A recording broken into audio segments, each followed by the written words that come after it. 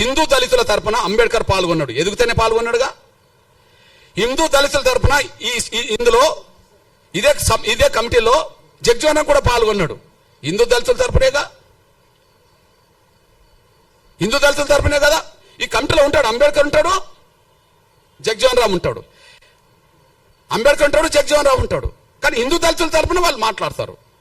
క్రైస్తవ తరపున మాట్లాడలేదా అంబేద్కర్ అంటే మాట్లాడిన చరిత్ర నేను చెప్తా. కానీ ప్రత్యేకంగా క్రైస్తవ తరపున మాట్లాడాల్సిన నిర్ణయం ఎవరు తీసుకోవాల్సి వచ్చింది? ఈ దేశంలో క్రైస్తవ తరపున ఎదిగిన వాళ్ళే.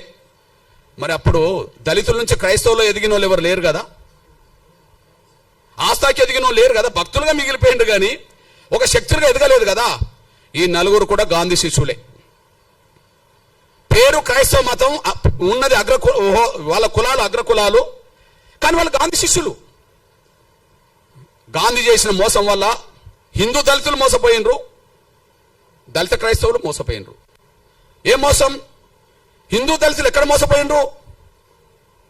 హిందూ దళితులకు ప్రత్యేక నియోజకవర్గాలు ఉండాలని కమ్యూనల్ అవార్డు వచ్చింది కదా. కమ్యూనల్ అవార్డు రద్దు చేయించడం కోసం కదా గాంధీ నిరాదీక్ష చేసింది. ఆయనను బతికించడం కోసం కదా అంబేద్కర్ రాజీపడాల్సి వచ్చింది. అంటే ప్రత్యేక నియోజకవర్గాలు పోయినాయి కదా. ఎస్సీలు నిలబడ్డ నియోజకవర్గాల్లో ఎస్సీలే ఓట్లేసుకొని గెలిపించుకోవాలనేది పోయింది కదా. ఇది పోవడానికి కారణం గాంధీ కదా. అంటే హిందూ దళితులను మోసం చేసింది గాంధీ కదా.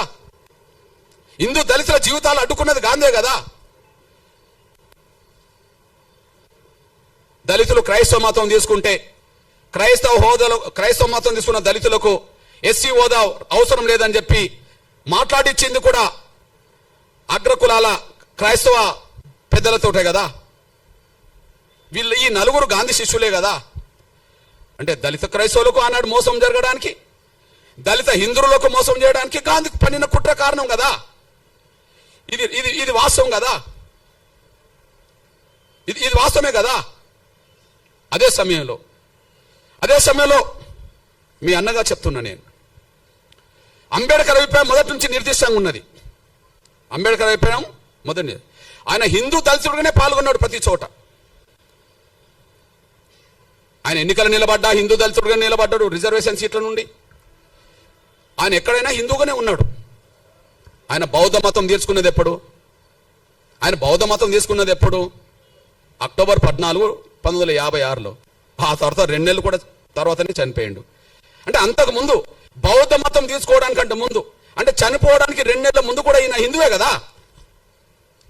అంబేద్కర్ హిందువేనేగా, అఫీషియల్ గా హిందువునే కదా. ఎస్సీ రిజర్వేషన్ లో హిందూ దళితుడుగానే చేశాడు.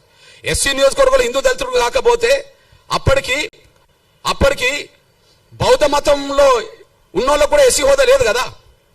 సిక్కు మతం ఉన్నోళ్ళకి ఎస్సీ హోదా లేదు కదా. అంబేద్కర్ పోటీ చేసే నాటికి ఒక దళితులకు, హిందూ దళితులకు మాత్రమే పోటీ చేసే అవకాశం ఉన్నది కదా. మరి హిందూ దళితుడుగా ఆయన అభిప్రాయం చెప్పిండు కదా. మతం మారినంత మాత్రాన కుల వ్యవస్థకు సంబంధించిన అవమానాలు దళితులకు తగ్గవు. ఆయన 2 చోట్ల చెప్పాడు. చెప్పేశాడు. అంబేద్కర్ అభిప్రాయాలు చాలా స్పష్టంగా కనిపించినాయి. లోధియన్ కమిటీ పరిణామాలే కమ్యూనల్ అవార్డు వచ్చింది. ఆ లోధియన్ కమిటీ ముందు ఈయన వాదన చేశాడు. ఆ వాదన ఒకసారి వినిపిస్తా చూడండి. హిందూ మతం నుండి క్రైస్తవంలోకి మారిన వాళ్లకు గుర్తింపు రావచ్చునో రాదో, కానీ సమాజం అతన్ని చూసే చూపులో మాత్రం మార్పు రాదు. గ్రామాల్లో దళిత క్రైస్తవులు ఇప్పటికీ అస్పృశ్యులుగానే పరిగణించబడుతున్నారు. వారికి విడిగా శ్మశానాలు ఉంటాయి. ఇది ఎప్పటి మాట? 1932 కంటే ముందు మాట, కమ్యూనల్ అవార్డు కంటే ముందు మాట. అయితే అప్పుడు కూడా ఇట్లాంటి ఉన్నత వర్గాల క్రైస్తవ లీడర్లు మాకు అవసరం లేదన్నప్పుడు ఆయన డీసెంట్ నోట్ రాస్తాడు. మీ అభిప్రాయంతో నేను ఏకీభవించట్లేదు అని. మీ అభిప్రాయంతో ఏకీభవించట్లేదని చెప్పి లోధియన్ కమిటీ ముందు ఆయన డీసెంట్ నోట్ రాసి ఏమంటాడంటే, అస్పృశ్యతను కేవలం హిందూ మతానికి పరిమితం చేయకూడదు. అస్పృశ్యత వల్లే కలిగే సామాజిక వైకల్యం, సోషల్ డిజాబిలిటీ ఏ మతంలో ఉన్న వారికైనా వర్తిస్తుంది. కేవలం క్రైస్తవులనే ముద్ర వేసి వాళ్ళని అణగారిన వర్గాల జాబితా నుండి తొలగించడం అన్యాయము. వాళ్ళను అనగాని వర్గాల జాబితా నుండి తొలగించడం అనేది అన్యాయము. ఇది ఎప్పుడు రాశాడు? ఆర్డర్ రాకముందే రాశాడు. 1950 ఆర్డర్, 50 ఆర్డర్. కానీ ఇది కమ్యూనల్ అవార్డు కంటే ముందు ఆయన డీసెంట్ నోట్ కూడా రాశాడు. దళితులు మతం మార్చుకుంటే వాళ్ళ ఎస్సీ హోదా రద్దు చేస్తామని మాట్లాడడం అనేది అది న్యాయం కాదు, అది మంచిది కాదని చెప్పి ఆయన స్పష్టం చేశాడు. అంతేకాకుండా చాలా సందర్భాల్లో ఆయన మాట్లాడాడు. రాజ్యాంగ సభలో కూడా మాట్లాడాడు. దళితులు ఏ మతం పుచ్చుకున్నా వాళ్ళు దళితులుగానే పరిగణించబడుతున్నారు. దానికి కారణం ఈ దేశ కుల వ్యవస్థ డామినేట్ చేస్తున్నది. ఈ దేశ కుల వ్యవస్థ ముందు మత విశ్వాసాలు కూడా వెనుకబడిపోతున్నాయి. మళ్ళీ చెప్తున్నా, ఈ దేశ కుల వ్యవస్థ ముందు మత విశ్వాసాలు కూడా వెనుకబడిపోతున్నాయి. మత విశ్వాసాల కంటే కుల వ్యవస్థకు ఉండబడే దాని మీదనే ఎక్కువ ప్రాధాన్యత ఉన్నది. కాబట్టి దళితులు ఏ మతం పుచ్చుకున్నా వాళ్ళు దళితులుగానే ఉంటారని చెప్పి ఆయన స్పష్టం చేశాడు. అంతేకాకుండా మీ అన్నగా ఒక విషయం గుర్తు చేస్తున్నా నేను. షోలాపూర్ సభలో ఎప్పుడు పెట్టినంటే 1937లో పెట్టిండు.